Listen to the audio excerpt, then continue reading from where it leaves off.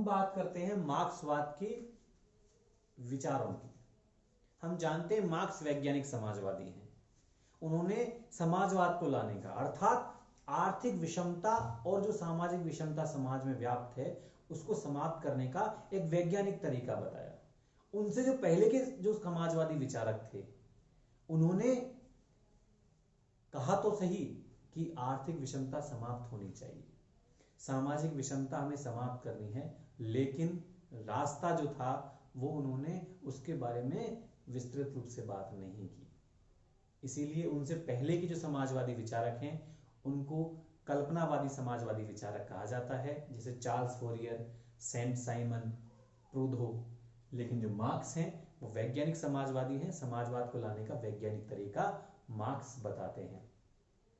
इस बारे में वेपर एक प्रसिद्ध राजनीतिक विचारक हैं, उन्होंने एक बहुत अच्छी टिप्पणी की है कि जो मार्क्स से पहले के जो समाजवादी विचारक हैं उन्होंने गुलाब के सुंदर फूलों की कल्पना तो की, लेकिन उन सुंदर फूलों को जो उगाने के लिए जो जमीन चाहिए वो तैयार नहीं की। वेपर ने बहुत अच्छी बात कही है। अब हम बात करते हैं मार्क्सवाद के पहले सिद्धांत की, अर्थात मार्क्स ने जो विचार दिए उसकी हम पहला सिद्धांत है द्वंद्वात्मक भौतिकवाद का सिद्धांत। द्वंद्वात्मक भौतिकवाद ये मार्क्स का दार्शनिक सिद्धांत है। कई बार जब हम इसको बुक किताबों में से पढ़ने की कोशिश करते हैं कई बार बड़ा जटिल नजर आएगा। समझने के लिए इस पर पूरा ध्यान रखना आवश्यक है। ये मार्क्स का दार्शनिक सिद्धांत है। मार्क्स के जितने भी और अन्य सिद्धांत पढ़ेंगे हम, इतिहास की आर्थिक व्याख्या है, वर्ग संघर्ष का सिद्धांत है, अतिरिक्त मूल्य का सिद्धांत है, उन सभी सिद्धांतों का ये मूल आधार है। अक्सर इसमें से प्रश्न पूछे जाते रहे हैं। तो इस विचार को, इस सिद्धांत को समझना हमारे लिए बहुत ज्यादा जरूरी है। जो ये सिद्धांत है मार्क्स का, इसमें दो शब्द हैं, द्वंद्वात्मक और भौतिकवाद। एक विचारक रहे हैं राजनीति विज्ञान के, बहुत प्रसिद्ध रहे, हीगल।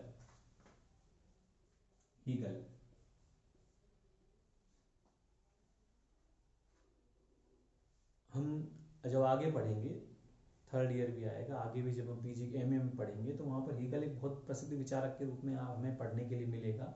और ये जो द्वंद्वात्मक पद्धति है ये सबसे पहले हीगल ने बताई थी। तो जब मार्क्स ने जब ये सिद्धांत दिया तो द्वंद्वात्मक भौतिकवाद का नाम इसलिए उन्होंने रखा क्योंकि द्वंद्वात्मक पद्धति उन्होंने हीगल से ग्रहण की और जो भौतिकवाद का जो सूत्र है उन्होंने फायरबाख से लिया। अब ये क्या है मैं इसको समझाने की कोशिश करता हूं। हीगल ने द्वंद्वात्मक पद्धति बताई, द्वंद्वात्मक पद्धति। इस द्वंद्वात्मक पद्धति में हीगल कहते हैं कि समाज में जो विकास होता है, समाज जो आगे बढ़ता है वो एक सीधी रेखा में नहीं बढ़ता। समाज का विकास हमेशा टेढ़े मेढ़े तरीके से होता है और इस विकास में तीन स्वरूप आते हैं, तीन तत्व हैं इस द्वंद्वात्मक पद्धति के। पहला है वाद, दूसरा है प्रतिवाद और तीसरा है संवाद।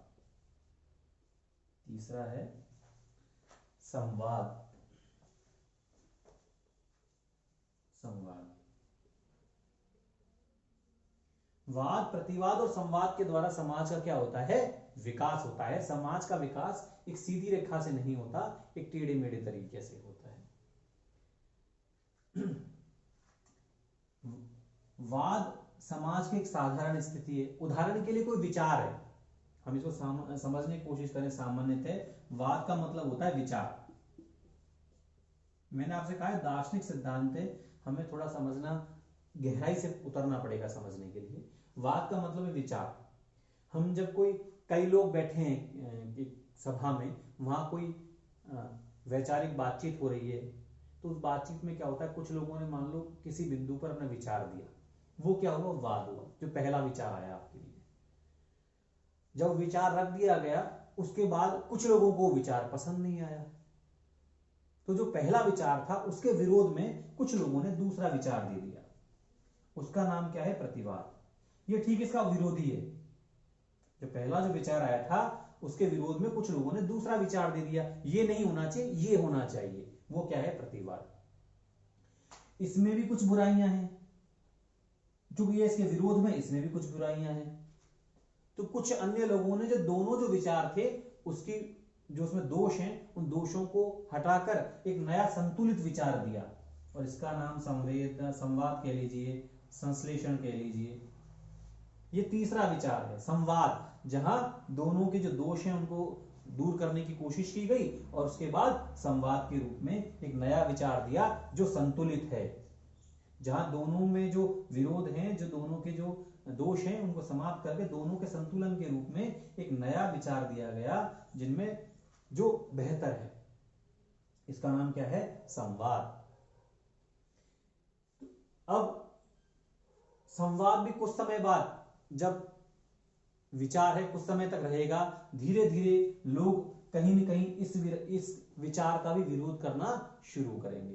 तो बाद में कुछ समय बाद ये भी क्या बन जाएगा? एक वाद। फिर लोग इसका विरोध करेंगे, फिर आएगा प्रतिवाद। फिर उन दोनों विरोधों की जो है बात, विरोध हैं, उनके जो बुराइयां हैं, जो दोष हैं, उनको समाप्त करके फिर इनको एक नया विचार आएगा, उसका नाम क्या होगा? संवाद। तो इस प्रकार वाद, प्रतिवाद, संवाद की जो ये दौर है, ये समाज में चलता रहता है। और कब तक चलता रहता है? जब तक समाज में आदर्श विचार नहीं आ जाता, जब तक समाज में आदर्श स्थिति नहीं आ जाती।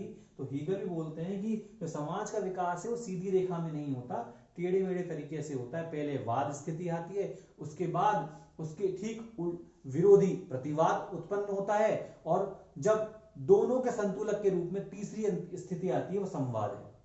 और कुछ समय पश्चात वो संवाद एक वाद बन जाता है, क्योंकि कुछ लोग उस संवाद के जो विचार हैं उनका भी विरोध करते हैं। फिर उसके वाद के विरोध में प्रतिवाद आता है, और फिर बाद में वापस दोनों के विरोधों को समाप्त कर एक नया जो आती है तत्व उपस्थित होता है, उसका नाम है संवाद। तो हीगल ने इस द्वंद्वात्मक प्रक्रिया को स्पष्ट करने की कोशिश की, लेकिन उन्होंने ये कहा कि जो समाज में प्रगति हो रही है, समाज में जो प्रगति होती है, वो कोई विश्वात्मा करा रही है। समाज जो आगे बढ़ रहा है उसके पीछे कोई ईश्वरीय शक्ति है, चाहे उसे विश्वात्मा कह लीजिए, चाहे ईश्वर कह लीजिए, चाहे विचार कह लीजिए। समाज में जो कुछ भी हो रहा है, अब तक का जो इतिहास लिखा गया है, जितनी भी घटनाएं हुई हैं, वो उनके पीछे कौन है? ईश्वरीय शक्ति है। तो हीगल ने द्वंद्वात्मक आदर्शवाद का सिद्धांत दिया कि विश्व में जो सामाजिक परिवर्तन हो रहे हैं वो वाद, प्रतिवाद और संवाद की प्रक्रिया से हो रहे हैं, लेकिन विश्व में होने वाली प्रत्येक जो घटना है उसके पीछे विश्वात्मा या आत्मा, विचार कह लीजिए, उन सब के पीछे कोई परलौकिक शक्ति है। मार्क्स को ये बात अच्छी नहीं लगी। मार्क्स ने हीगल की इस बात को तो स्वीकार किया कि समाज की प्रगति द्वंद्वात्मक प्रक्रिया से होती है, इस बात को तो उन्होंने माना। मार्क्स ने इस बात को तो माना, लेकिन उन्होंने उसके आदर्शवाद का जो मॉडल है उसे स्वीकार नहीं किया, द्वंद्वात्मक आदर्शवाद। तो इसके विरोध में मार्क्स बोलते हैं कि मैं हीगल की इस बात को तो स्वीकार करता हूं कि समाज की प्रगति टेढ़े मेढ़े तरीके से होती है, वाद, प्रतिवाद, संवाद उसके चरण हैं, लेकिन मार्क्स आगे बोलते हैं कि विश्व में जो कुछ भी घटित हो रहा है, विश्व में जितने भी भौतिक परिवर्तन हो रहे हैं, उनके पीछे कोई ईश्वरीय या अलौकिक शक्ति नहीं है। उनके पीछे कौन सी शक्तियां हैं? भौतिक शक्तियां या आर्थिक शक्तियां ही हैं। मार्क्स कहते हैं कि विश्व में जितने भी युद्ध हुए हैं, विश्व में जितने भी बड़ी बड़ी घटनाएं हुई हैं, उनके पीछे कोई ईश्वर का कोई दौर, ईश्वर का कोई भूमिका नहीं है। उनके पीछे ये भौतिक या आर्थिक शक्ति हैं जिनके कारण कोई युद्ध हुआ है, जिनके पीछे कोई संघर्ष हुआ है, जितनी बड़ी बड़ी जो घटनाएं हुई हैं उनके जो कारण हैं वो इन्हीं भौतिक और आर्थिक शक्तियों में छुपे हुए हैं। पैसा रहा है, भौतिक शक्ति रही है उनके कारणों में। हम उन घटनाओं के पीछे ईश्वर को उसमें सम्मिलित नहीं कर सकते। तो मार्क्स बोलते हैं कि मैं हीगल की द्वंद्वात्मक प्रक्रिया को स्वीकार करता हूं, मैं मानता हूं कि समाज की प्रगति हमेशा टेढ़े मेढ़े तरीके से होती है, लेकिन विश्व में जो कुछ भी हो रहा है उन घटनाओं के पीछे हम ईश्वर की भूमिका को स्वीकार नहीं कर सकते, को विश्वात्मा, अलौकिक, वैचारिक शक्ति को स्वीकार नहीं कर सकते, विचार को स्वीकार नहीं कर सकते हम। मार्क्स बोलता है कि वो जो घटनाएं हो रही हैं उन सब के पीछे यही भौतिक और आर्थिक शक्तियां ही हैं। तो मार्क्स ने कहा था कि मैंने हीगल की द्वंद्वात्मक पद्धति को सिर के बल पाया और मैंने उसे सीधा किया। हीगल की पद्धति को बिल्कुल उल्टा कर देने वाले, हीगल की पद्धति जहां देखो द्वंद्वात्मक पद्धति में वो आदर्शवाद मान रहे हैं, ईश्वरीय शक्ति को उसमें स्वीकार कर रहे हैं, लेकिन मार्क्सवाद जो मार्क्सवाद के जो प्रणेता मार्क्स हैं वो कहते हैं कि विश्व में जब जो सब कुछ घटित हो रहा है उसके पीछे कोई ईश्वरीय अलौकिक शक्ति नहीं है, उसके पीछे भौतिक या आर्थिक शक्तियां ही हैं। ये जो भौतिकवाद का जो वो है सूत्र, इन्होंने फायरबाक्स ने दिया था पहले। तो द्वंद्वात्मक का जो सूत्र है उन्होंने हीगल से लिया, लेकिन भौतिकवाद का जो सूत्र उन्होंने फायरबाक्स से लिया। द्वंद्वात्मक आदर्शवाद का जो मॉडल हीगल ने दिया था उसको स्वीकार उन्होंने नहीं किया। द्वंद्वात्मक भौतिकवाद अर्थात मार्क्स के अनुसार समाज की प्रगति टेढ़े मेढ़े तरीके से होती है, लेकिन उस जो घटनाएं जो घटित हो रही है उनके पीछे कोई ईश्वरीय या अलौकिक शक्ति नहीं है, उनके पीछे भौतिक और आर्थिक शक्तियां ही हैं। द्वंद्वात्मक भौतिकवाद। अब ये कैसे हो रहा है ये मार्क्स ने समझाने की कोशिश की। मैं एक उदाहरण से समझाने की कोशिश करता हूं। मार्क्स बोलते हैं कि वर्तमान जो दौर चल रहा है ये पूंजीवाद का दौर चल रहा है। इससे अपन समझ जाएंगे पूंजीवाद चल रही है, इस समय पूंजीवाद की जो दौर चल रहा है, संसाधनों पर आप देख लीजिए पूंजीपतियों का कब्जा है। बड़े बड़े उद्योग, कारखाने, ये किसके नियंत्रण में? पूंजीपतियों के नियंत्रण में। तो ये पूंजीवाद की विचारधारा है, पूंजीवादी विचारधारा। लेकिन जब क्या होगा, ये वाद है, ये एक विचार है, ये दौर है सामाजिक, है ना, ये एक पहली अवस्था है जो चल रही है वर्तमान में।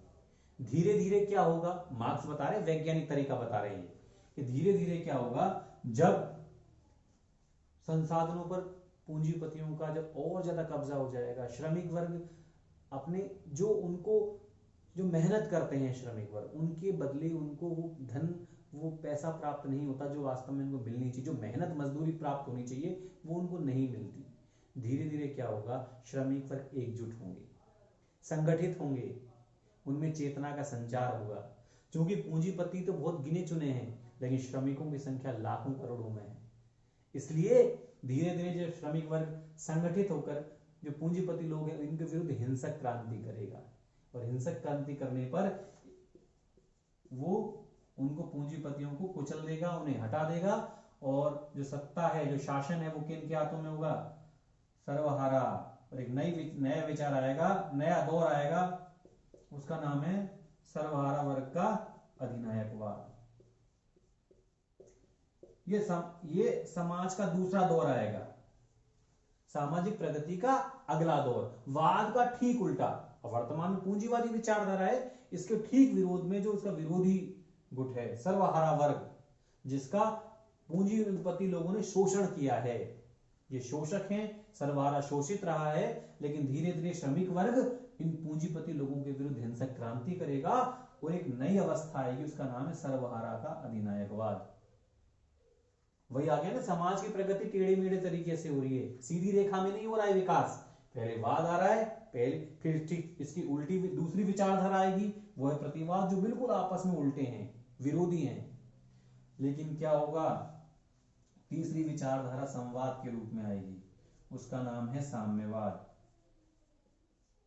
इन दोनों अवस्थाओं में जो दोष हैं उन दोषों को इस अवस्था में समाप्त कर दिया जाएगा। राज्य यहां पर भी है, राज्य यहां पर भी है।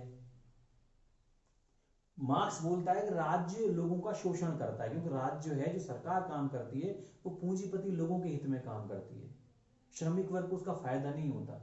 तो वो कहते हैं कि धीरे धीरे हमें राज्य अपने आप ही समाप्त हो जाएगा। वर्ग विहीन और राज्य विहीन व्यवस्था, वर्ग भी नहीं होगा। वर्ग तो जहां वर्ग होते हैं वहीं तो शोषण होता है, एक वर्ग दूसरे वर्ग के ऊपर शोषण करेगा, इसलिए वर्ग विहीन और राज्य विहीन अवस्था।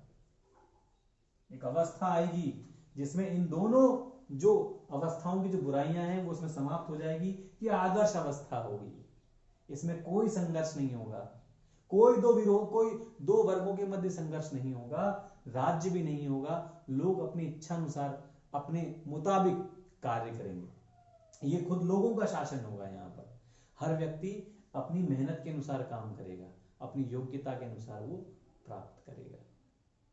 तो ये सबसे बड़ी खास बात है इस सिद्धांत की। तो ये कौन सी विचारधारा है? वाद, ये होगा प्रतिवाद, और ये हो गया संवाद, संश्लेषण। संवाद मतलब संश्लेषण। आ गया समझ में भाई? वाद के रूप में उन्होंने बताया कि समाज की प्रगति टेढ़े मेढ़े तरीके से हो रही है, ये दौर चल रहा है, ये वाद है। फिर सर्वहारा वर्ग का अधिनायकवाद आएगा, एक दौर ऐसा आएगा जब ऐसा होगा, वो प्रतिवाद है। आया कि नहीं आया, जब हम इसके बाद में बात करेंगे। जो मार्क्स ने जो भविष्यवाणी की थी, हम वो कहां तक आई है उसके बारे में बाद में बात करने वाले हैं। लेकिन मार्क्स बोलते हैं ऐसा दौर आएगा, दूसरी अवस्था आएगी, उसका नाम क्या होगा? प्रतिवाद। और तीसरी अवस्था कौन सी होगी? संवाद, जिसमें दोनों के जो संघर्ष हैं, दोनों के जो अंतर्विरोध हैं, उनको समाप्त कर दिया जाएगा, और एक आदर्श अवस्था होगी। तो इस प्रकार मार्क्स ने ऐसे गेहूं के बीज से भी समझाने की है, समझाने का प्रयास किया है। उदाहरण के लिए, जब गेहूं का जो बीज है इसको बोते हैं, तो ये कौन सी है? वाद। इसको जमीन में बोया, जमीन में बोने के बाद फिर इसमें से धीरे धीरे अंकुरण होगा, दूसरी अवस्था आएगी, वो क्या बन जाएगा? गेहूं का पौधा। ये कौन सी हो गई? प्रतिवाद। और जब कुछ समय पश्चात जो गेहूं का पौधा है और बड़ा हो जाएगा, उसमें गेहूं का जो बीज है, जो गेहूं का कहते हैं ना, जो गेहूं का जो बीज है, गेहूं का जो दाना, जो बीज था हमने जो डाला, उसके बाद वो बाद में गेहूं का दाना पक जाएगा, और जो पौधा था वो बाद में सूख जाएगा। पौधे का सूख जाना, वो क्या है? संवाद। पौधा किसमें बन जाएगा? पौधे का सूख जाना, उसका दाना पक जाना। ठीक है। तो इस प्रकार गेहूं का जब बीज आया तो वो कौन सी स्थिति थी? वाद, जब हमने उसमें डाला। बो देने के बाद पौधा बना, वो हो गया प्रतिवाद। और गेहूं का जो दाना बन गया वो संवाद है, और पौधे का सूख गया, नष्ट हो गया, वो संवाद की स्थिति है। तो ठीक ये इसकी ठीक उल्टी है। बाद में दोनों में जो अंतर्विरोध थे, संघर्ष थे, उनको यहां समाप्त हो गया और एक परिणाम प्राप्त हो गया। तो इसी को वो एक अवस्था के नाम से समझाने की कोशिश करते हैं। पूंजीवादी विचारधारा वाद है, सर्वहारा का अधिनायकवाद प्रतिवाद है, और एक वर्गविहीन राज्यविहीन जो अवस्था जो बाद में आएगी वो क्या है? संवाद है। ये उनका द्वंद्वात्मक भौतिकवाद का सिद्धांत है। अर्थात वो बताने की कोशिश करते हैं कि ये जो वाद प्रतिवाद संवाद का जो दौर है, ये हमेशा चलता रहता है, निरंतर चलता रहता है, जिसके द्वारा जो उच्चतर वस्तु है वो अस्तित्व में हमेशा आती है। जैसे वाद के बाद प्रतिवाद, प्रतिवाद के बाद संवाद। ये जो संघर्ष है, उन पारस्परिक विरोध जो है, विचारधाराओं का जो विरोध है, उसको समन्वय स्थापित कर देता है उनमें, और एक नई विचारधारा निकल कर आती है, उसका नाम है संवाद। और ये उच्च स्थिति होती है, और इसमें उच्च स्थिति में इन दोनों के गुण होंगे, और जो अवगुण है वो नहीं होंगे।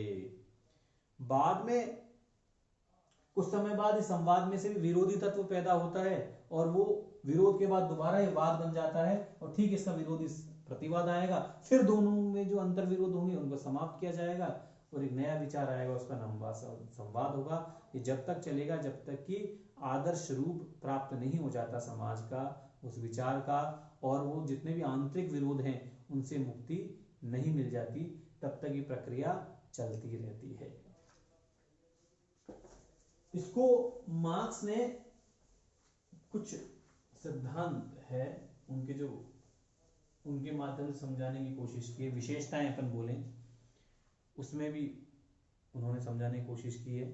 सबसे पहले बोलते हैं विश्व में आंगिक एकता, विशेषताएं बोली उनके भी मार्क्सवाद के सिद्धांत की। विश्व में आंगिक, मार्क्स कहते हैं कि विश्व में जितने भी ये जो भौतिक वस्तुएं हैं सब आपस में जुड़ी हुई हैं, इनके मध्य तारतम्य है, ये सब आपस में जुड़ी हुई हैं। और जो विश्व में जितनी भी वस्तुएं हैं ये सब कैसी हैं, इनमें दूसरा गुण पाया जाता है गतिशील, सब गतिशील हैं। और इसी गतिशीलता के कारण विश्व की जितनी भी भौतिक वस्तुएं इनमें क्या होता है, परिवर्तन भी होता है। और परिवर्तन के कारण क्या आता है, सामाजिक परिवर्तन।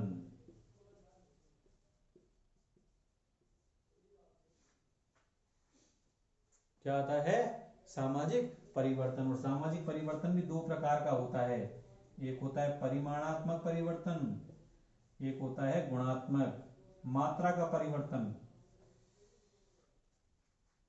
सारी जो भौतिक जो वस्तुएं हैं सब ये आपस में जुड़ी हुई हैं, और इन जो भौतिक वस्तुएं, विश्व की जितना भी जो भौतिक जगत है, इनमें जितने पदार्थ हैं ये सभी गतिशील हैं। और गतिशीलता के कारण में क्या होता है, परिवर्तन होता है। परिवर्तन जब धीरे धीरे होता है तो उसको मात्रात्मक परिवर्तन कहा जाता है। लेकिन जब परिवर्तन एकदम तेजी से होता है, क्रांतिकारी जब समाज में परिवर्तन हो जाता है, तो उसे क्या बोलते हैं, गुणात्मक परिवर्तन। वो अवस्था चेंज कर देता है। जैसे पूंजीपति दौर चल रहा है वर्तमान में ये, लेकिन धीरे धीरे जब श्रमिक वर्ग एकदम जब क्रांति कर देंगे, पूंजीपति वर्ग को हटा देंगे, तो कौन सा होगा, गुणात्मक परिवर्तन, जिसमें श्रमिक वर्ग के हाथों में सत्ता होगी। तो जो गुणात्मक परिवर्तन होता है, क्रांतिकारी होता है, एकदम अचानक होता है ये। तो मार्क्स बोल रहे हैं कि समाज में जो भी विकास होता है वो वर्ग सामंजस्य से नहीं आता, संघर्ष जरूरी है। संघर्ष होगा दो वर्गों में, दो विरोधी वर्गों में, तभी समाज एक नई दिशा को प्राप्त करेगा, तभी समाज का विकास होगा। वाद और प्रतिवाद में जब संघर्ष होगा तभी संवाद के रूप में एक नया विचार आएगा जो उच्च स्थिति का होगा, जो आदर्श स्थिति का होगा। पूंजीवाद और श्रमिक वर्ग के जो अधिनायकवाद में जो अंतर विरोध होंगे उन्हीं को समाप्त करके हम संवाद के रूप में साम्यवाद की विचारधारा को प्राप्त करेंगे। तो इस प्रकार मार्क्सवाद का ये सिंपल सार है कि भौतिक वस्तुएं हैं सभी आपस में जुड़ी हुई हैं, सभी जो भौतिक वस्तुएं गतिशील हैं, परिवर्तन हो रहा है इनमें, और जब परिवर्तन जब धीरे धीरे होता है तो मात्रात्मक परिवर्तन बोलते हैं, और जब एकदम तेजी से परिवर्तन होता है तो उसे गुणात्मक परिवर्तन कहा जाता है। क्रांतिकारी होता है जो एकदम समाज की नई अवस्था को ले आता है। उदाहरण के लिए हम बात करें, जब हम हाथ से चक्की चलती थी, जब हमारी हाथ से चक्की चलती थी, वो कौन सा समाज था, सामंतवाद। और जब हम भाप से चक्की चला रहे हैं तो ये पूंजीवाद का दौर है। और ये जो परिवर्तन हो रहा है ये कहीं न कहीं आर्थिक संबंधों से प्रभावित है।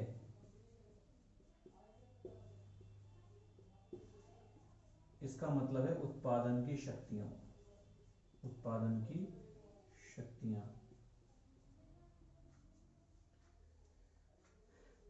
जैसे ही आर्थिक संबंध बदल जाते हैं, उत्पादन की शक्तियां बदल जाती है, उत्पादन की शक्तियां जैसे ही बदलती हैं अपने आप ही सामाजिक परिवर्तन हो जाता है।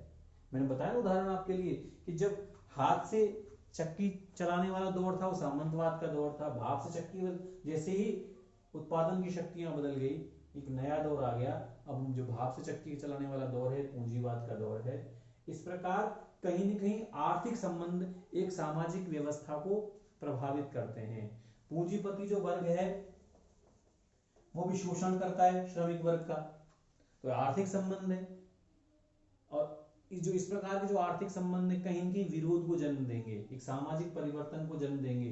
तो धीरे धीरे जो परिवर्तन होंगे वो परिमाणात्मक होंगे, लेकिन एक दिन जब श्रमिक वर्ग अचानक क्रांति कर देगा पूंजीपति वर्ग के विरुद्ध, वो गुणात्मक परिवर्तन होगा और उसके द्वारा जो है गरीब वर्ग है, श्रमिक वर्ग है, वो पूंजीपति वर्ग को क्या करेगा, हटा देगा। क्रांतिकारी गुणात्मक परिवर्तन होगा, तो उसके आधार पर एक नया सामाजिक विकास आएगा, एक नया दौर आएगा। वो अवस्था होगी संवाद के रूप में। तो पूंजीवाद, दूसरा है श्रमिक वर्ग का अधिनायकवाद, और तीसरी जो अवस्था आएगी संवाद के रूप में होगी साम्यवाद। इनको और डिटेल से क्या है, इनको हम अगले सिद्धांत आएगा जो इतिहास की आर्थिक व्याख्या, उसमें समझने की कोशिश करेंगे। कहने का मतलब मार्क्स से कहता है कि जो विकास का जो आधार है वो वर्ग सहयोग नहीं हो सकता, वो वर्ग संघर्ष से ही विकास आता है।